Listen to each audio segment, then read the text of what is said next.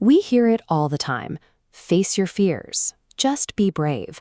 When you're staring down a real crisis, that kind of generic advice falls apart.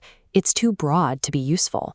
Tell a panicked team to just be brave while a critical project collapses, and you sound out of touch. Tell yourself to face your fears when imposter syndrome hits before a major presentation, and the advice usually just makes the anxiety louder. The source text, The Architect of Valor, offers a different framework. It abandons loud bravado. Instead, it treats courage strictly as a system of duty and practical follow-through, even when the knees send letters of complaint. Rather than relying on worn-out platitudes, we can treat these 40 courage idioms as specific, deployable mental models. But adopting these models comes with a strict trade-off. You gain contextual precision, but you have to manage the cognitive load required to categorize the pressure you're under in real time. Notice how a stress spike splits into two paths: internal doubt and external crisis.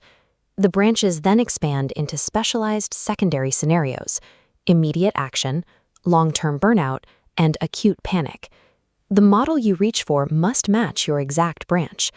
Pick the precise linguistic framework for your branch, and you reduce the friction of hesitation. Grab the wrong one, and you risk alienating your team or making your own anxiety much worse. Let's start with the internal battles. These are the cold feet and self-courage frameworks designed to handle doubt from within. When imposter syndrome hits, you adopt private phrasing. You tell yourself that courage shakes hands with its own doubt. These phrases have a specific job. They remove the shame associated with feeling afraid. They give you permission to act while your hands are shaking, moving forward with the anxiety instead of waiting for it to vanish. Deploying these models require you to drop the mask of total confidence. By admitting that you are borrowing fear's trumbull, you are accepting a high degree of vulnerability, naming the exact sensation you'd usually try to hide. You also have to be careful where you broadcast that honesty. If you walk into a cutthroat corporate environment and announce that you are warming cold feet, bad faith actors may simply read that as a lack of resolve. These phrases belong to you. Self-courage language is a protective, private mechanism for the quiet self. It is a tool for internal stability, not a public relations strategy. Now let's look at the other side of the tree, when the pressure is external and the chaos involves your team. This is where we bring out leadership and crisis metaphors to ground a panicked group. You deploy vivid imagery. You remind your team that courage keeps a dry match in a monsoon, or that it mends the fence during thunder. This shifts the team's focus. It pulls their attention away from the uncontrollable storm and anchors them to immediate, practical duties. This matrix breaks down these metaphors. The highlighted row shows inputs and outcomes. But look at the final column. Poetic metaphors create high cognitive load. The listener must stop, translate the imagery, and figure out how to apply it.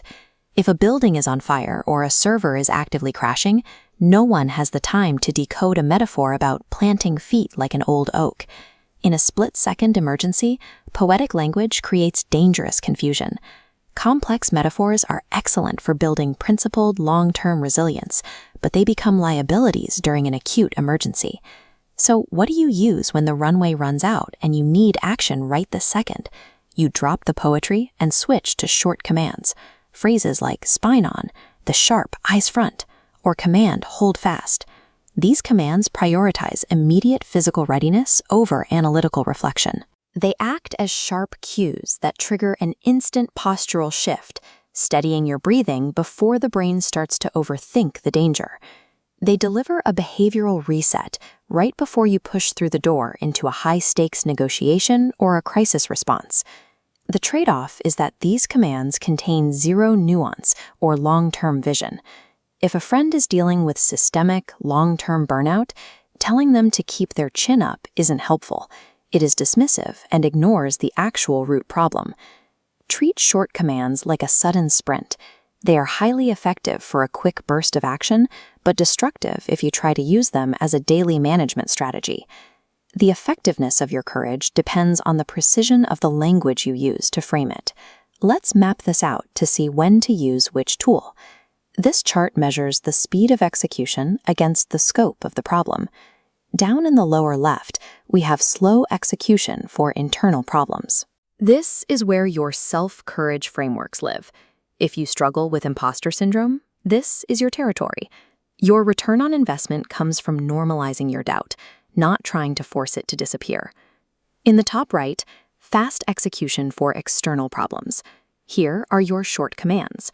For the crisis managers, use these quick idioms to force rapid execution, but recognize they are temporary fixes.